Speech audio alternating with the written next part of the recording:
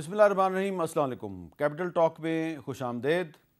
हुकूमत और पाकिस्तान तहरीक इंसाफ के दरमियान कशीदगी जो है वो बहुत ज़्यादा बढ़ चुकी है और अब न सिर्फ एक दूसरे की ज़ुबान गद्दी से खींच लेने की धमकियां दी जा रही हैं, बल्कि गवर्नर राज की धमकियां भी दी जा रही हैं। और जो वज़ीर ममलकत बराए दाखिला हैं तलाल चौधरी साहब, उनके बयानात सुन के तो हमें साबिक वज़ीर दाखिला शेख रशीद अहमद के बयानात याद आ गए हैं। शेख रशीद अहमद का बयान तो मैं आपको बाद में सुनवाऊंगा, पहले ज़रा आप सुने तलाल चौधरी साहब क्या कहते रहे। ये नाकाबिले बर्दाश्त हद तक चली गई है बात, और वो मुंह तोड़ दिया जाए, वो जुबान खींच ली जाएगी जो अब पाकिस्तान या पाकिस्तान को इज्जत देने वाले अदारों और उसके सरबराहों के खिलाफ इस्तेमाल हो। इसका अमली मुजाहरा होगा। मुज़ाकरात की दावत नहीं दी जाएगी, बल्कि अब कोई भी बदजुबानी करने वाले की जुबान, वो पार्लियामेंटेरियन हो या कोई दूसरा, वो खींच ली जाएगी। तो ज़ुबान जो है वो खींच ली जाएगी। ये बड़ी वाज़े ज़ुबान इस्तेमाल की है, ज़ुबान के बारे में बड़ी वाज़े ज़ुबान इस्तेमाल की है तलाल चौधरी साहब ने। तहरीक इंसाफ के कुछ रहनुमा जो हैं वो उनके बारे में बड़े अजीबोगरीब अलकाबात इस्तेमाल कर रहे हैं, उनको टाउट करार दे रहे हैं। लेकिन हमारे जो भाई हैं ये तहरीक इंसाफ वाले, ये भूल जाते हैं कि जब इनकी अपनी हुकूमत थी तो बिल्कुल ऐसे ही बयानात इनकी हुकूमत के वज़रा भी देते थे। बल्कि मेरा ख्याल है कि तलाल चौधरी साहब ने कुछ हल्का बयान दिया है। शेख रशीद साहब जो हैं, जो कि इमरान खान की हुकूमत के वज़ीर दाखिला थे, उन्होंने क्या बयान दिया था, ज़रा सुने। जो आदमी भी शेख रशीद के वज़ीर दाखिला के दौरान आर्मी के बारे में नाजेबा अल्फाज इस्तेमाल करेगा, 72 घंटे में उसके खिलाफ पर्चा दूंगा। 72 से 73 घंटे नहीं होगा, 72 से 73 घंटे नहीं होगा जनाब। ये थी शेख रशीद साहब की धमकी। और ये धमकी क्यों दे रहे थे शेख साहब? उस ज़माने में धमकी क्यों दे रहे थे कि उस वक्त मुस्लिम लीग नून जो है वो पीडीएम में शामिल थी और पीडीएम के जलसे हो रहे थे, कभी गुजरावाला में, कभी लाहौर में, कभी कोयटा में, कभी कहीं। और नवाज़ शरीफ साहब जो है वो पाकिस्तान से बाहर थे, वो इंग्लैंड में थे। और उस ज़माने में जो बैरिस्टर शहजाद अकबर साहब हैं, ये मशीर दाखिला थे, यानी कि ये शेख रशीद साहब के नायब थे। और ये कोशिश कर रहे थे कि किसी तरह नवाज़ शरीफ साहब को एक्स्ट्रा डाइट करवाया जाए, उनको लंदन से वापस पाकिस्तान लाया जाए। और इनकी बातचीत चल रही थी, जिस तरह के आजकल मोहसिन नकवी साहब है ना, वो बरतानिया की हुकूमत से मुतालबा कर रहे हैं जनाब के शहजाद अकबर को और 2-3 और लोग जो हैं उनको पाकिस्तान वापस भेजा जाए। तो इसी तरह उस वक्त भी शहजाद अकबर साहब नवाज़ शरीफ साहब को पाकिस्तान लाने की कोशिश में थे। अब नवाज़ शरीफ साहब से ये क्यों नाराज़ थे? नवाज़ शरीफ साहब जो हैं वो जलसों में क्या ज़ुबान इस्तेमाल करते थे, ज़रा सुनिए। इमरान नियाजी की इस नाइल हुकूमत की तबाहकारियों का कौन जिम्मेदार है? जनरल कमर जावेद बाजवा साहब, ये सौगात आप ही की दी हुई है। जनरल कमर जावेद बाजवा साहब, आपने हमारी अच्छी भली चलती हुकूमत को रुखसत करवाया। आपने इलेक्शनों में अवाम के इंतखाब को रद्द करके अपनी मर्जी का नाअहल टोला इस कौम पर मुसल्लत किया। जनरल बाजवा साहब, जवाब आपको ही देना पड़ेगा, आपको। तो इसके बाद फिर जो नवाज़ शरीफ साहब हैं, उनकी वीडियो दिखाने पे, उनकी तस्वीर दिखाने पर पाबंदी आयद हो गई थी। और वज़ीर आज़म कौन थे? इमरान खान साहब। और आज खान साहब की भी हम तस्वीर या वीडियो नहीं दिखा सकते। तो अब हम हुकूमत के एक बड़े ही अहम वज़ीर हैं जनाब बैरिस्टर अकील मलिक साहब, वज़ीर ममलकत बराए कानून और इंसाफ हैं। इनसे सवाल करते हैं कि ये हमें बताएं कि जनाब वो जो पहले तहरीक इंसाफ की हुकूमत थी और अब मुस्लिम लीग नून की हुकूमत है, कोई इनमें फ़र्क भी है या नहीं है? और कोशिश करते हैं तहरीक इंसाफ के किसी रहनुमा से भी बात करते हैं। जी अकील मलिक साहब, ये जो शेख रशीद साहब ने बतौर वज़ीर दाखिला जो बयान दिया था, तो वो तो बड़ा सख्त था। उसी तरह का बयान तलाल चौधरी साहब ने कुछ नरम से अल्फाज में दिया कि हम ज़ुबान खींच लेंगे। तो क्या हम ये कह सकते हैं कि कोई फ़र्क नज़र नहीं आ रहा? जो तहरीक इंसाफ की हुकूमत की पॉलिसी थी वही पॉलिसी मुस्लिम लीग नून की भी है। बिस्मिल्लाहिर्रहमानिर्रहीम। मीर साहब बहुत बहुत शुक्रिया। देखिए, आपने अपने इब्तदाइये में जो पैरेलल ड्रॉ करने की कोशिश की है, मैं ज़ाती तौर पे तो उससे इत्तफ़ाक़ नहीं करता। वजह उसकी ये है कि वाक़तन ज़मीन आसमान का फ़र्क है पाकिस्तान मुस्लिम लीग नून में और पाकिस्तान तहरीक इंसाफ में। और इसकी सबसे बड़ी वजह यह है कि पाकिस्तान मुस्लिम लीग नून ने हमेशा मुल्क की तरक्की की बात की, पाकिस्तान मुस्लिम लीग नून ने हमेशा इंफ्रास्ट्रक्चर की बात की, पाकिस्तान मुस्लिम लीग नून ने हमेशा पाकिस्तान को उस मकाम पे पहुंचाने की बात की जो उसकी राइटफुल प्लेस है in the comity of Nations. और इसी तरह हमेशा जब तरक्की का दौर आया तो पाकिस्तान मुस्लिम लीग नून के दौर में आया, ना कि पीटीआई के दौर में आया।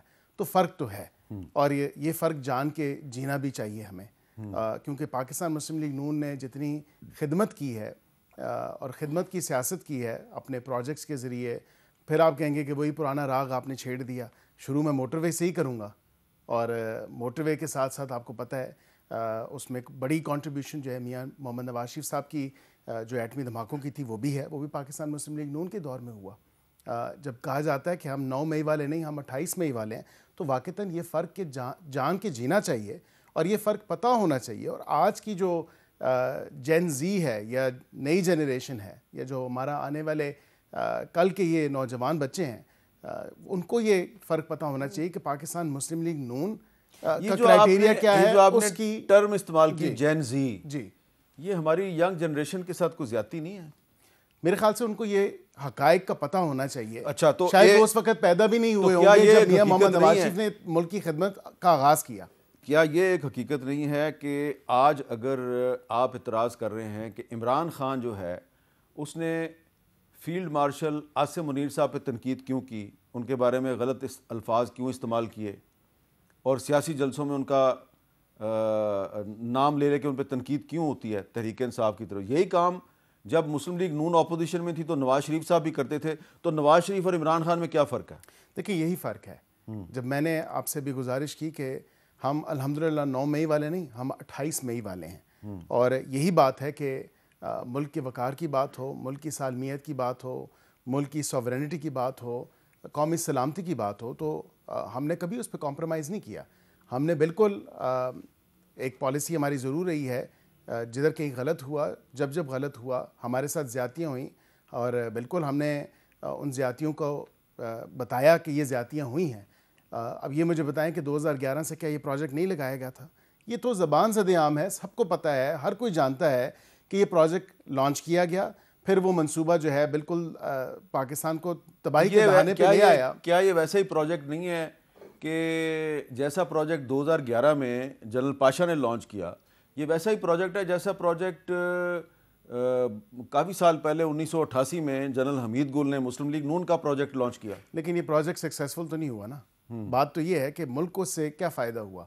मुल्क को तो कोई फ़ायदा नहीं हुआ। उल्टा मुल्क के ख़िलाफ़ जो एक कैंपेन चलाई गई, IMF को ख़त लिखे गए, वहाँ के सेनेटर्स कांग्रेसमैन से जो है लॉबिंग करके अपने हक़ में ट्वीट्स भी कराई गई, ख़त व किताबत भी करवाई गई, फिर प्रोपेगेंडा किया गया कि बड़ी बड़ी यूनाइटेड नेशंस की जो ह्यूमन राइट्स की बॉडीज़ हैं उनके उधर जाके अपनी मनपसंद लोगों के थ्रू अपना जो एक नैरेटिव या अपना जो बयानियाँ बेचने का जो धंधा किया है पाकिस्तान तहरीक इंसाफ ने, और ये एक बड़ा घिनौना मजाक है पाकिस्तानी कौम के साथ भी, पाकिस्तानी अवाम के साथ भी और पाकिस्तान के साथ।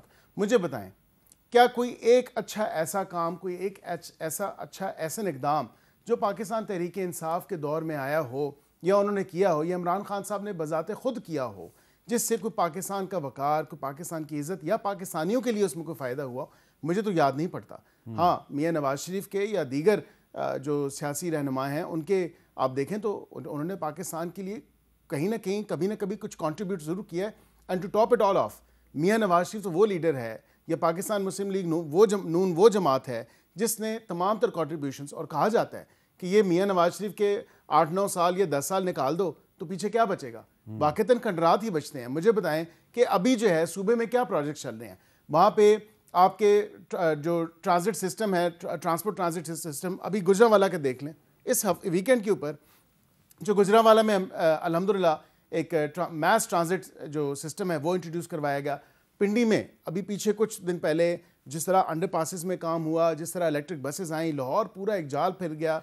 पंजाब में जो हमने जाल फेर दिया इलेक्ट्रिक बसेस का। अब आप दूसरी तरफ चले गए ना, पहले जरा ये जो हम नहीं, ये तो खिदमत की बात है मीर साहब, खिदमत की बात करें तो मेरे ख्याल से। अच्छा एक मिनट, लेकिन एक सवाल है, खिदमत मैं मान लेता हूँ नवाज शरीफ की वजह से हुई है ना ये। आपने जो प्रोजेक्ट अभी मुझे सुनवाए सारे नवाज शरीफ के थे ना? पाकिस्तान मुस्लिम लीग नून और नवाज शरीफ कायद हैं पाकिस्तान मुस्लिम लीग नून। कायद हैं जी इलेक्शन आपने लड़ा 2024 का नवाज शरीफ के नाम पे। बिल्कुल। आप लोगों ने कौम से वादा किया हम नवाज शरीफ को वजीर आजम बनाएंगे, जी बिल्कुल किया वादा? बिल्कुल। मैं वो इश्तिहार नहीं दिखाना चाहता, मुझे बिल्कुल आपको समझ आ गया मैं क्या कहना चाह रहा हूँ। लेकिन क्या ये दुरुस्त नहीं है कि फिर आपने नवाज शरीफ को माइनस कर दिया? नहीं, नवाज शरीफ ने अपने भाई को जो है वो वज़ीर आज़म, जो मियां मोहम्मद शहबाज शरीफ साहब हैं प्राइम मिनिस्टर पाकिस्तान, वज़ीर आज़म पाकिस्तान, वो उनकी मर्ज़ी से, उनकी मशावरत से और उनके कहने पे ही बने। इस मनसब पे पीडीएम के टाइम पे भी जब वो वज़ीर आज़म थे तो नवाज शरीफ की रजामंदी और उनके अप्रूवल से ही मुस्लिम लीग नून जो है उसने इलेक्शन में वोट नवाज शरीफ के नाम पे लिया और फिर नवाज शरीफ को माइनस कर दिया। नहीं, माइनस नहीं किया। आज भी देखें तो हम सब कुछ नवाज शरीफ की अप्रूवल से होता है। जमात उनकी है, पार्टी उनकी है, सूबे में उनकी हुकूमत है, वफाक में उनकी हुकूमत है, भाई उनका वज़ीर आज़म है, बेटी उनकी वज़ीर आला है। तो क्या मुझे बताएं मशावरत के बगैर कोई मामला हो सकता है? हमारी पार्टी में तो मशावरत होती है। अच्छा, अब हमारे साथ ज्वाइन कर चुके हैं जनाब आमिर डोगर साहब, चीफ विप हैं कौमी असम्बली में पाकिस्तान तहरीक इंसाफ के, और प्रोग्राम में आने में तख़ीर इसलिए हुई कि वो पार्टी के एक इजलास में शरीक थे। बहुत शुक्रिया आमिर डोगर साहब। आजकल आपकी पार्टी जो है काफ़ी मुश्किल दौर से गुजर रही है, इसलिए आप पार्टी को ज़रा ज़्यादा टाइम दे रहे हैं। कोई बात नहीं, हम नहीं चाहते कि आप अपनी पार्टी को छोड़ के हमारे प्रोग्राम में आ जाएं, लेकिन क्योंकि हम थोड़ी सी गुफ्तगू शुरू कर चुके हैं तो अता तारड़ साहब जो वज़ीर इत्तलात हैं उन्होंने एक बात किया, ज़रा उनकी बात सुन लें वो क्या कह रहे हैं।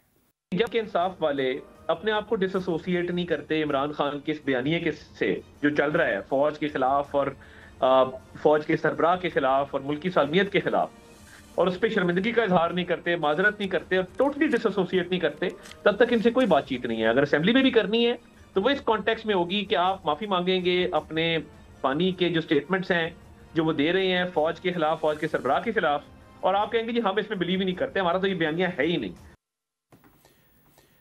तो आमिर डोगर साहब, जो अता तारड़ साहब कह रहे हैं ये वही मॉडल है जो पहले काफ़ी साल पहले मुत्तहदा कौमी मूवमेंट ने इख्तियार किया अल्ताफ़ हुसैन के बारे में। अल्ताफ़ हुसैन से अलहदगी का ऐलान किया और वो MQM पाकिस्तान बन गई और आज वो हुकूमत में शामिल है।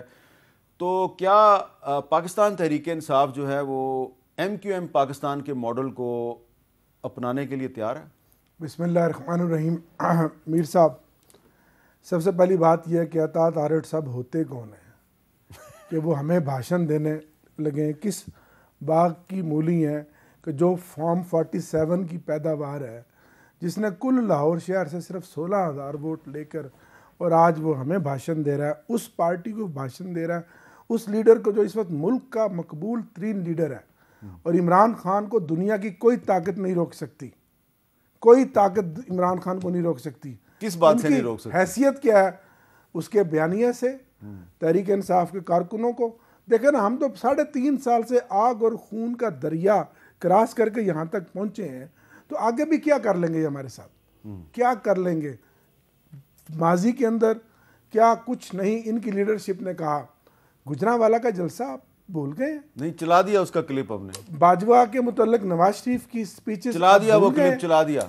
जो खटमंडो में बैठ के नवाज शरीफ साहब ने इंडियन सहाफ़ी के साथ गुफ्तगू की और ये कहा कि मेरी फौज को पता ना चल जाएगा, वो भूल गए हैं। वजीर दफा जो आज के हैं उनकी स्पीचेस असेंबली में आप भूल गए। हजूर किस तो यही तो मैं सवाल कर रहा हूँ कि क्या फ़र्क है कि जब तहरीक इंसाफ की हुकूमत थी तो शेख रशीद साहब कहते थे फ़ौज के ख़िलाफ़ जिसने बात की मैं मुकदमा दर्ज कर दूंगा। अब मुस्लिम लीग नून की हुकूमत है, वो कहते हैं जो फ़ौज के ख़िलाफ़ बात करेगा उसकी ज़ुबान खींच लेंगे। दोनों में फ़र्क क्या है? सर देखें, ये तो 75 साल से ऐसा ही हो रहा है और ये बदकिस्मती है। इसके अंदर हम तमाम पॉलिटिकल पार्टियां भी, मैं बड़ा हकीकत पसंद आदमी हूँ, बराबर के शरीक हैं। लेकिन यह कि आज इमरान सिक्योरिटी रिस्क है। और भाई आपको पता है कि मादरे मिल्लत फातिमा जिन्ना साहिबा को अयूब खान ने कहा कि ये गद्दार है और ये इंडिया की एजेंट है, और उसके बाद याहिया ने थोड़ा सा मजीद मुझे बताने दें। याहिया ने शेख मुजीब को कहा। जनवरी 1965 के टाइम मैगजीन में जनरल अयूब खान का इंटरव्यू छपा था जिसमें उन्होंने मोहतरमा फातिमा जिन्ना को इंडियन एजेंट कहा था। वजह यह थी कि फातिमा जिन्ना साहिबा जो हैं वो एक सदारती निज़ाम हुकूमत के ख़िलाफ़ कैंपेन चला रही थी। और क्योंकि आपने जिक्र किया है तो मैं आज पूरी कौम को बताना चाहता हूं कि फातिमा जना को गद्दार क्यों कहा गया था, उनका कसूर क्या था। जरा सुने उन्होंने क्या कहा था फातिमा जना ने कि ये इलेक्शन हो रहे हैं और किस नजरिए पे ये इलेक्शन हो रहे हैं।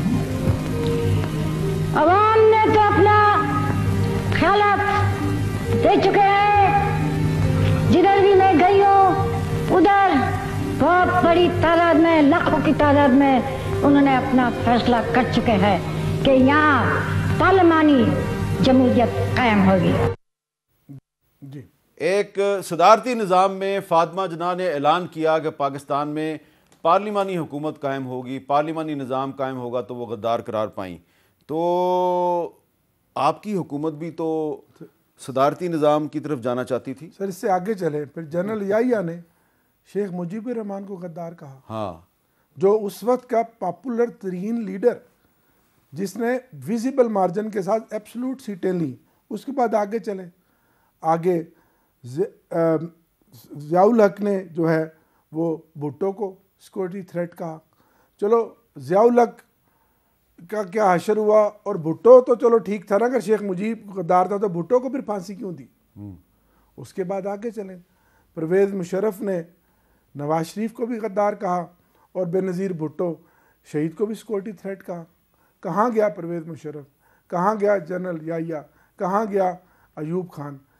पॉलिटिकल लोग तो किसी ना किसी शक्ल में फिर जिंदा है, क्योंकि नज़रिया कभी नहीं दफन होता, नज़रिया हमेशा ज़िंदा रहता है। लेकिन ये फॉर्म 47 की पैदावार ये हमें कह रहे हैं जिनको अवाम ने रिजेक्ट किया हुआ कि आप कह रहे हैं जी कि और वो भी इमरान खान को, आप इमरान खान को माइनस नहीं करेंगे। सर सवाल ही पैदा तो फिर पाकिस्तान तहरीक इंसाफ जो है वो पंजाब के जो बल्दियाती इलेक्शन अब होने वाले हैं तो उसमें पाकिस्तान तहरीक इंसाफ हिस्सा नहीं ले सकेगी। इलेक्शन कमीशन कहता है ये पार्टी है ही नहीं है। इलेक्शन कमीशन की क्रेडिबिलिटी है क्या? इलेक्शन कमीशन ने किया क्या? ये हरीपुर का जलसा देख लें, अवाम के हक पे 8 फरवरी को पाकिस्तान की तारीख में सबसे बड़ा डाका डाला। ये जमहूरियत है। इमरान खान क्या कहता है? वो तो जमहूरियतदारों की बात करता है, जमहूरियत की बात करता है, आइन और कानून की बात करता है। और मुसल्लत क्या किया इस टोले को जिसके खिलाफ इमरान खान पिछले 22 साल से तनहा लड़ रहा था। इन दो खानदानों को जो चोरों का टोला है फॉर्म 47 की शक्ल में हमारे ऊपर मुसल्लत कर दिया। जो इमरान खान साहब ने एक स्टेटमेंट दिया था बतौर वजीर आजम, आज मैं पाकिस्तान में चीन जैसा निज़ाम चाहता हूँ, क्या वो वन पार्टी सिस्टम की हिमायत नहीं थी? सर देखें वो किस तनाजुर में दिया मुझे उसका बिल्कुल नहीं पता। मैं तो आज बात कर रहा हूँ कि आज पाकिस्तान की महवर सियासत का महवर इमरान खान है। ये तो अपनी नौकरियां कर रही हैं, ना इनकी सियासत है, ना इनका बयानिया है, ना इनके पास अवाम के कोई वोट है, तो रिजेक्ट शुदा लोग हैं। अच्छा जी, वो तो नहीं मानते, इनकी क्या हैसियत? वो तो कहते हैं जी हमने आज कहीं इलेक्शन फेयर और फ्री करवा ले, इनको पता लग जाएगा इनकी ज़मानत है। हमने इमरान खान को माइनस नहीं करना, जो करना कर लो, दुनिया का करना कर लो, तुम हो कौन? इमरान खान पाकिस्तान की शान है, पाकिस्तान की जान है। ये आपके मुताबिक बिल्कुल दुरुस्त हो सकता है। मेरे भाई हैं आमिर डोगर साहब, थोड़े जज्बाती हो गए हैं। मैं समझता हूँ कि इनको, देखिए मेरे से सीनियर भी हैं पार्लियामेंट में, बड़े अरसे बाद जज्बाती हुए, और मैं इनके जज्बात की कदर भी करता हूँ। लेकिन उस असल हकीकत क्या है? हकीकत तो ये है कि जिस लीडर को आप इतना बना के पेश कर रहे हैं, वो तो कहता था कि आर्मी चीफ जो है वो कौम का बाप होता है। वो तो कहता था कि आर्मी के ख़िलाफ़ जो है वो बिल्कुल बात करना होनी ही नहीं चाहिए और बात किसी को करने की इजाज़त ही देनी नहीं चाहिए। आज वो खुद उसके ट्विटर हैंडल पे देख लें किस किस्म की गुफ्तगू, किस किस्म की नाजेबा अल्फाज का इस्तेमाल होता है। माज़रत के साथ मैं आपसे ये बात ज़रूर इस बात से इत्तफाक कर सकता हूँ कि बिल्कुल जिस तरह जहनों की जहन साजी की गई है, जिस तरह हमारे नौजवानों को जिस डगर पे चलाने की कोशिश की गई है और जिस डगर पे वाक़तन काफ़ी हद तक ले भी आए, लेकिन अब उनको इंट्रोस्पेक्शन हुई, उन्होंने देखा कि ये रास्ता दुरुस्त रास्ता नहीं है, ये सही रास्ता नहीं है और कौमें इस तरह तरक्की नहीं करती। खाली नारों से, खाली दावों से, खाली बयानियों से, खाली पॉपुलैरिटी से कौमों का पेट नहीं भरते, ना कौमों की तकदीरें बदल सकती हैं। मीर साहब, बात यह है, ये तमाम तर वो बातें उन्होंने की कि हमारे साथ हों इदारे या हमें किसी तरह भी पार्लियामेंट में पहुंचाएं, जिस तरह 18 में, और फाफिन की वो रिपोर्ट आपके पास है। आप खुद आपके शोबे कई दफ़ा आपने ये बात की आपने कहा जी 18 का जिक्र आपने किया, तो फिर 18 का जिक्र हकीकत आपने बताई 18 की नहीं। बेशक 24 पे बहुत ज़्यादा क्वेश्चन मार्क होंगे, मैं ये नहीं कहता, लेकिन उसके साथ साथ कम से कम ये देखें कि पाकिस्तान की तरक्की की राह में कभी कोई हाइल हुआ इन सियासी जमातों में से? बताएं, क्या नवाज शरीफ ने खत लिखे IMF को? क्या नवाज शरीफ ने कहा इस तरह की लॉबिंग करके, या इवन सो मच सो शहीद मोहतरमा बेनज़ीर भुट्टो या दीगर, मतलब इस तरह की चीज़ें तो उन्होंने नहीं की कि जो बिल्कुल मुल्क के ख़िलाफ़ और मुल्क के जो तरक्की है उसमें हाइल होने के हवाले से हों। और फिर जिस तरह का एक देखें ना, कैरेक्टर असैसिनेशन करने की कोशिश की गई है इमरान खान की तरफ से, और कैरेक्टर असैसिनेशन भी किस तरह, सिर्फ मुतालबा क्या है, मेरे से बात करो। बात तो यहीं से शुरू हुई ना कि मेरे से डायरेक्ट बात करो, मैंने सियासतदानों से बात नहीं करनी। और वो बार बार पैगाम आए से यही आता है, ये सियासी मसाइल हैं, आप अपने सियासतदान आपस में बैठे, सियासी लोग बैठ के सियासी तो अब तो आप मसाइल कह रहे हैं कि हमने इनसे बात ही नहीं करनी। बात ये है, हमने कई दफ़ा दावत दी, इनफ इज़ इनफ। हमने बहुत बार जो है इनको दावत के लिए कहा, वज़ीर आज़म ने कहा, दीगर पार्टी के लीडरों ने कहा, दीगर वज़रा ने कहा, सब ने कहा कि बातचीत होनी चाहिए, क्योंकि हम जमहूरी रवैयों के अंदर बिलीव करते हैं। ठीक है, हम उन पर यकीन रखते हैं कि जमहूरी रवैये कायम दायम होने चाहिए। लेकिन अफसोस यहाँ पे तो जमहूरियत नाम की कोई चीज़ नहीं है इस जमात में। तो अगर यहाँ पे तो सिर्फ और सिर्फ पार्टी के अंदर एक डिक्टेटरशिप चल रही है।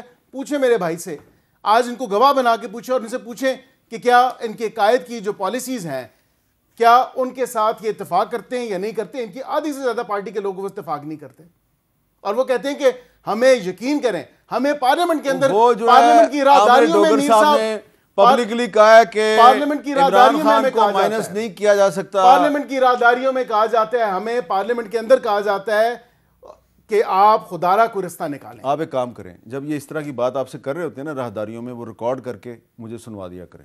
मैं फिर नेक्स्ट टाइम कोई ना कोई रिकॉर्ड बॉडी कैम लगा लूंगा। ये रिकॉर्डिंग का दौर है, सब कुछ रिकॉर्ड हो रहा है, तो इनकी बात रिकॉर्ड कर लें, क्योंकि अभी जो इनकी बात ऑन एयर गई है वो तो कुछ और है। तो मैं एक ब्रेक लेता हूँ, ब्रेक के बाद दोबारा मिलते हैं।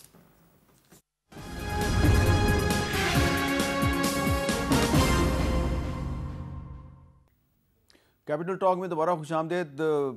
बैरिस्टर अकील मलिक साहब जो हैं, सबसे पहले इन्होंने गुज़श्ता दिनों खैबर पख्तूनख्वा में गवर्नर राज की बात की थी, तो अब तो गवर्नर खैबर पख्तूनख्वा खुद बोल पड़े हैं। फैसल करीम कुंडी साहब ने क्या कहा, ज़रा सुने। अगर वो यही रविश इख्तियार करेंगे, अगर बोलेंगे जी ऑपरेशन भी ना हो, फौज भी चली जाए, सब कुछ ऐसे हो, फिर गवर्नर राज मजबूरी तौर पर लगाया जाता है।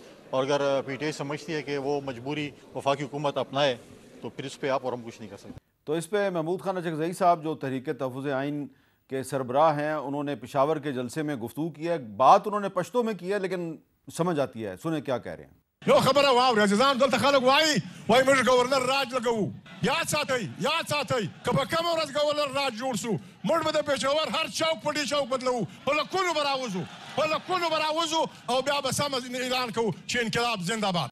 अब आप इस जो अचकज़ई साहब ने जो भी कहा, इससे आप इख्तलाफ ज़रूर कर सकते हैं, लेकिन समझ तो आपको आ गई ना। उन्होंने क्या कहा है कि अगर आपने गवर्नर राज लगाया तो फिर हम खैबर पख्तूनख्वा के हर चौक को D चौक बना देंगे।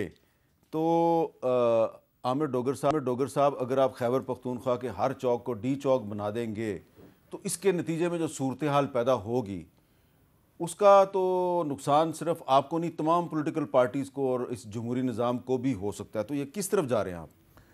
देखें, जब इतना जबर हो और इतना जुल्म हो कि पाकिस्तान के इदारे जिनका काम है आइन और कानून की बालादस्ती कायम करना, वो सियासी इंजीनियरिंग कर रहे हों, और एक मुल्क की मकबूल तरीन पार्टी, उसकी लीडरशिप, उनकी अहलिया बुशरा बीबी और सैकड़ों कारकुनों को क़यादोबंद की सोबतें 3रा साल हो गया वो बर्दाश्त कर रहे हों, और ना आप उनको आइन के मुताबिक एहतजाज करने दे रहे हों, ना आप आइन और कानून के मुताबिक अदालतों के फ़ैसलों के मुताबिक जेल में उनको मुलाकातें करने दे रहे हों, ना उनको कोई जलसा करने, तो फिर हम कहाँ जाएंगे? मुझे आप बताएं ना। अगर हम कोई, ये तो आपको सलाम पेश करता हूँ, वरना तो PK एक्ट के तहत साफ़ी हमारी बात ही पूरी नहीं कर सकते, उनकी काम पे टांगें कांपती हैं। तो इस जबर में, इस जुल्म में, इस हाइब्रिड निज़ाम में एक मकबूल तरीन पार्टी के लीडर को आपने कैद नहीं किया, पाकिस्तान के मुस्तकबिल को कैद किया, उसकी आवाज़ को कैद किया, लोगों की रूह को आपने कैद किया। इमरान खान आज एक तहरीक का नाम है, एक नज़रिए का नाम है। फिर मैं कहूँगा कि आप महमूद रहमान कमीशन पढ़ के देख लें, क्या हुआ था सानिया, सकूत ढाका क्या था, यही कुछ थी ना, यही सूरत हाल थी ना। फ़ौज हमारी है, इमरान खान ने भी कहा फ़ौज भी मेरी है, मुल्क भी मेरा है। इस मुल्क में अगर कोई हालात ख़राब होंगे तो नुकसान मेरा नहीं है, नुकसान सबका। लेकिन ये क्या पॉलिसी है कि एक तरफ आप कह रहे हैं फ़ौज भी मेरी है, मुल्क भी मेरा है, दूसरी तरफ फ़ौज के सरबराह को आप उसके बारे में नामुनासिब अल्फाज इस्तेमाल करें। ये जो काम नवाज शरीफ साहब करते रहे वही इमरान खान साहब कर रहे हैं, तो फ़र्क क्या है? सर देखें, जो इमरान खान साहब के साथ जो कुछ हुआ है, जिस आइसोलेशन में उनको डाला है, जो सख्त तरीन क़यादत वो काट रहे हैं, और हैंडल उनका हो रहा है सोशल मीडिया।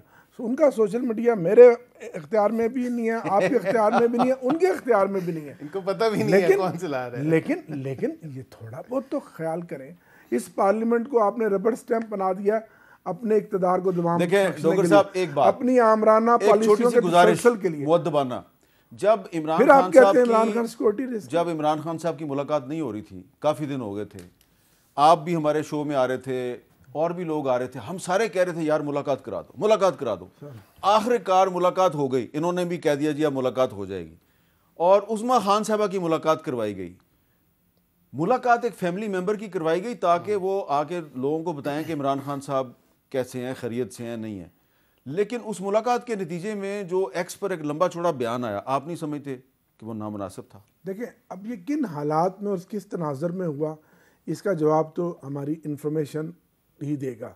आज वो इंफॉर्मेशन सेक्रेटरी कहता है मुझे पता ही नहीं है। आज ठीक कह रहा है। आज भी पार्लिमानी पार्टी की मीटिंग में मीर साहब ये बात तय की है, 4 घंटे हमारी मीटिंग चली है कि जेल से जो भी मैसेज आए वो पहले खान साहब भी, अगर सुप्रीम कोर्ट में आपको याद है वो जाते थे पनामा केस में, वो जेल के बाहर कोई सुप्रीम कोर्ट के बाहर बात नहीं करते थे, वो पहले जाते थे, उसको क्राफ्ट करते थे, उसको एनालाइज करते थे, फिर वो अपनी स्टेटमेंट जारी करते थे। आज भी ये तय हुआ है कि खान साहब का जो भी स्टेटमेंट आए वो जेल के बाहर खड़े होकर जो वी लॉकर मोबाइल पकड़ के उनको उस तरह से नहीं देना चाहिए, ताकि हमने मामले को बड़ी दानिशमंदी के साथ बड़े तो इसका मतलब है आगे लेकर चलना है। इसका मतलब है कि पार्टी की लीडरशिप को एहसास हुआ है कि वो जो एक्स पे जो बयान था वो नामुनासिब था। पार्टी की लीडरशिप को ये एहसास है कि इन सारे हालात में हमने वो काम कर रहा है कि जिससे इमरान खान की रिहाई हो, ठीक है, हमारे बेगुनाह कैदियों की रिहाई हो।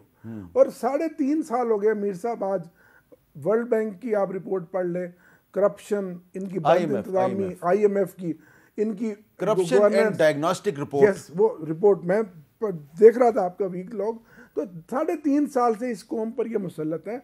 मेरे नज़दीक इनको बैसाखियों पे बिठाकर अगर असम्बली में ले भी आए हैं तो ये इस वक्त नाकाम है, हुक्मरान नाकाम है, बावजूद इसके कि उनके ऊपर छतरी है, बहुत बड़ी छतरी है। लेकिन मैं समझता हूँ कि जब आप मैंडेट चोरी करेंगे, अवाम से उनके हकूक छीनेंगे और जबर और जुल्म करेंगे तो मुल्क आगे नहीं चल सकेगा। अब सवाल आपसे ये है कि अब गवर्नर खैबर पख्तूनख्वा भी कह रहे हैं जी कि गवर्नर राज लग सकता है, तो आप तो कॉन्स्टिट्यूशनल एक्सपर्ट हैं, तो गवर्नर राज तो सिर्फ 2 महीने के लिए लगेगा, 2 महीने के बाद इसी सूबे की असम्बली के पास जाना पड़ेगा एक्सटेंशन के लिए, तो वो तो नहीं करेगी, फिर क्या करेंगे? देखें, इनकी अपनी असम्बली में पहले तो मैं आपको ज़रा एक पर्सनल व्यू भी उसमें दे दूँ, ये एक इंतहाई नापसंदीदा अमल होता है, लेकिन एक आइनी अमल है, और ये आइनी अमल इसलिए है क्योंकि वहाँ पे जब सूबे के हालात इस तरह के हों और वो ख़ुद डिमांड कर रहे हों, उस चीज़ का तकाजा कर रहे हों, और हालात आपके सामने हैं, खाली मेरे और आपके सामने, पूरी कौम के सामने है। तरजीहात क्या हैं? जलसे करना, जेलों में वहाँ पे बाहर जाके डेरे लगाना। वहाँ के सूबे के लोग यकीन करें बिलबिला उठे हैं, चीख उठे हैं कि पंजाब में जो प्रोजेक्ट्स हो रहे हैं या दीगर जगहों पे जो काम हो रहा है, हमें भी उस लेवल की तरक्की चाहिए, नहीं दे रहे। एक वज़ीर आला से दूसरे वज़ीर आला पे मामला ट्रांसफर हो चुके, तो आज ट्रांसपोर्टरों ने हड़ताल की हुई थी और खत्म हो गए, वो खत्म हो गई है। उसके बाद फिर स्टेटमेंट आ गया कि हमने वो जो ट्रांसपोर्ट ऑर्डिनेंस है वो कैंसिल नहीं किया। कैंसिल तो नहीं हुआ, लेकिन ऐसा ऐसा सेंसिटाइज आप करेंगे ना, एकदम एक कानून आ गया, एक पॉलिसी आ गई, उसका फिल फॉर जो है स्ट्रिक्टो सेंसो जो है उसको लागू कर देना, फिर जाहिर बात है आपने सेंसिटाइज। तो जो आप गवर्नर राज 2 महीने के लिए लगाएंगे कि 2 साल के लिए लगाएंगे, क्या करेंगे? देखें, अभी मैंने जिस तरह पहले भी गुजारिश की, बिल्कुल मैंने ये बात की थी और सीरियसली इस पर हम कंसिडर कर रहे हैं। अभी भी जो हालात हैं सूबे के, और क्योंकि गवर्नर साहब ने ख़ुद भी कह दिया, इनकी अपनी पार्टी के लोग भी कह रहे हैं, दीगर लोग भी कह रहे हैं जो जय्यद सहाफ़ी हैं जनाब की तरह, तो वो यही बात करते हैं कि जो टोन और टेनर है वज़ीर आला का, वो एक चीफ एग्जीक्यूटिव का टोन और टेनर नहीं है, वो एक सूबे का वज़ीर आला का, पंजाब के वज़ीर आला का टोन और टेनर है वो ठीक है, वो तो डिलीवर करनी है। वो कह रहे हैं मैं उंगली तोड़ दूंगी, नहीं वो जो तो पंजाब की तरफ उंगली दिखाई, सूबे के बासियों की मुहाफिज के तौर पे कह रही है ना, वो ये तो नहीं कह रही कि मेरे। अच्छा जरा सुहेल अफरीदी साहब का क्या कोई है जी आपके पास, जरा सुनाएं जी, देखें उसमें क्या काबिल एतराज बात है।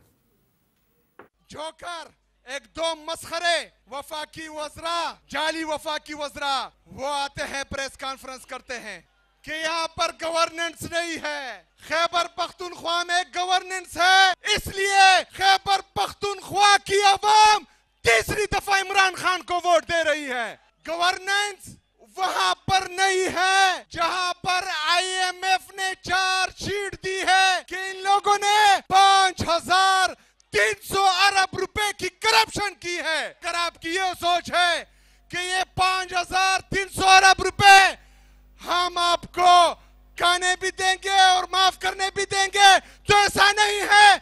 हम सवाल पूछेंगे आपसे। तो करप्शन एक बहुत बड़ा मसला है, लेकिन ये जो लबो लहजा है, क्या ये भी एक बहुत बड़ा मसला नहीं है? ये आमिर डोगर साहब से पूछते हैं एक वक्फे के बाद।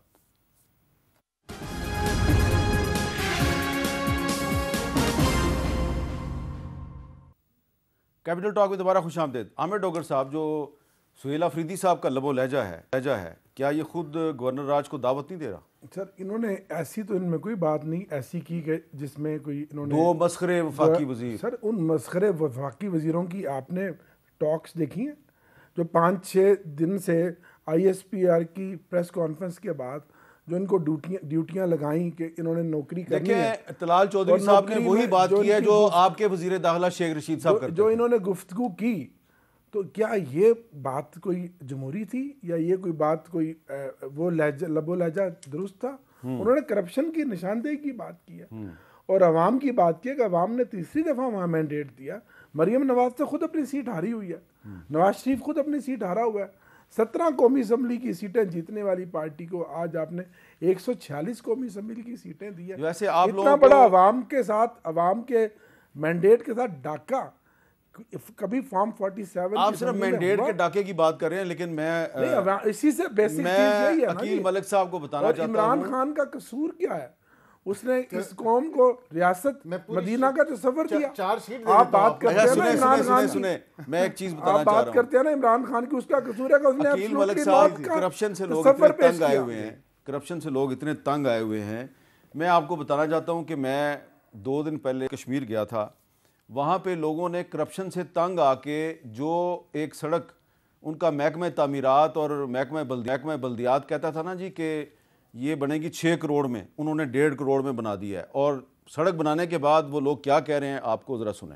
ये सड़क जी है साढ़े बुजुर्गों ने आज तो 40-45 साल पहले चाला से शुरू की थी। ये यहाँ आके रुकी, उसके बाद कई हुकूमतें आई हैं, कई वज़ीर आज़म आए हैं, ऐलानात हुए हैं, लेकिन ये सड़क बढ़ नहीं सकी है। आज 45 साल के बाद अवाम ने अपनी मदद आपके तहत ये सड़क आज पाया तामील तक पहुँची है। ये लोगों ने खुद अपनी मदद आपके तहत 1.5 किलोमीटर रोड 1.5 करोड़ पे जो मसाली है पूरे आज़ाद कश्मीर में वो बनाई। अपनी मदद आपके तहत जो है 40 से 45 साल के बाद बिल आखिर ये रोड जो है वो पुख्ता हो गई। इनके पास ना ही कोई सरकारी गाड़ी आई, ना ही कोई बड़े दफातर के अमले और ना ही कोई किसी किस्म का जो है वो इनके पास कोई MLA वगैरह आया। MLA साहिबान जो है ना तो हमें वादा करते रहे कि अभी करते हैं, कल करते हैं, इस तरह करते हैं कि अब बिल्कुल नहीं। ये सही सड़क के लिए हमारे बुजुर्गों ने बहुत सी कुर्बानियाँ दी हैं, हमने बहुत काम किया है। ये हमारी इससे हमारा बहुत मुस्तकबिल भी आसान होगा और हमें आगे पढ़ने के लिए भी बहुत कुछ मिलेगा। तो अकील मलिक साहब, ये आपको इसलिए मैंने दिखाई है कि अवाम हुकूमत को टैक्स देते हैं, हुकूमत जो है वो अवाम का उतना ख्याल नहीं करती। अब लोगों ने ये नया तरीका सीखा है, अपनी मदद आपके तहत पैसे इकट्ठे करो, अपनी सड़कें स्कूल खुद ही बनाओ, हुकूमत फारग। नहीं देखें, पंजाब में तो काम हो रहा है और इवन अगर आप सड़कों की बात करें जो आप फौरन पंजाब की बात शुरू कर देते हैं। देखिए वहाँ पे हुकूमत है ना पाकिस्तान मुस्लिम लीग नून की। हाँ, बाकी मुझे अगर आप मैं अगर आपको इस्लामाबाद की चीजें दिखानी शुरू कर, इस्लामाबाद में भी काम हुआ, इस्लामाबाद में भी काम हुआ, है आज़ाद कश्मीर पूरे पाकिस्तान की जिम्मेदारी है। जी बेशक गिलगित बल्तिस्तान भी पूरे पाकिस्तान की जिम्मेदारी है। तो वहाँ पे देखें जितना काम पाकिस्तान मुस्लिम लीग नून के दौर में हुआ, अभी पिछला वज़ीर आज़म तो PTI का गुजरा है ना, और फिर उसके बाद फिर कौन सा पीटीआई का 3 वजीर आजम पीटीआई का मैंडेट चोरी कर चले अब आप इस पे आप बहस ना करें। आप दोनों का बहुत बहुत शुक्रिया। ये मैंने जो आपको दिखाया ना आखिर में आज़ाद कश्मीर के शक्करपड़ियाँ का एक क्लिप कि लोगों ने करप्शन से तंग आके अपनी मदद आपके तहत खुद सड़क बनानी शुरू कर दी है। इसका मतलब ये है कि अगर ये सिलसिला शुरू हो गया तो जो स्टेट है, रियासत इररेलेवेंट हो जाएगी और ये सिर्फ हुकूमत पर नहीं, रियासत पर भी अदम एतमाद है। इजाज़त दीजिए, अल्लाह हाफ़िज़।